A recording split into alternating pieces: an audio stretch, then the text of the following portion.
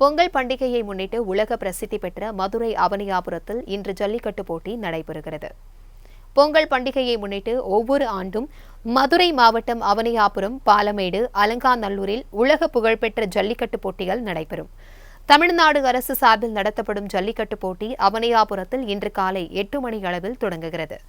3 ஜல்லிக்கட்டு போட்டிகளிலும் பங்கேற்க மொத்தம் 6000 காளைகளுக்கு டோக்கன் வழங்கப்பட்டுள்ளது. அந்த வகையில் அவனியாபுரம் ஜல்லிக்கட்டு போட்டியில் 1000 காளைகளும் 800 மாடுபிடி வீரர்களும் இன்று களமிறங்க உள்ளனர்.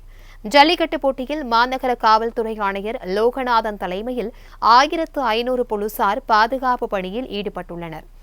ஜல்லிக்கட்டு நடைபெறும் இடத்திலிருந்து 1 கிலோமீட்டர் தூரத்திற்கு இருபுறத்திலும் தடுப்பு வேலிகள் அமைக்கப்பட்டுள்ளது. போட்டியை பொதுமக்கள் கண்டுகளிக்கும் வகையில் 2 இடங்களில் LED திரைகள் வைக்கப்பட்டுள்ளன. பார்வையாளர்கள் மாடங்களும் அமைக்கப்பட்டுள்ளது.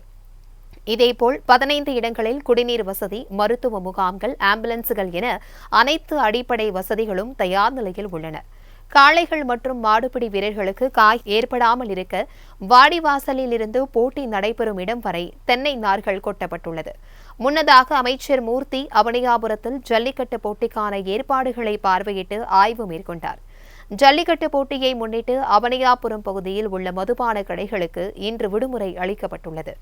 மேலும் போட்டிகள் நடைபெறும் பகுதிகளில் மின் விநியோகம் நிறுத்தப்பட உள்ளதாகவும் அறிவிக்கப்பட்டுள்ளது.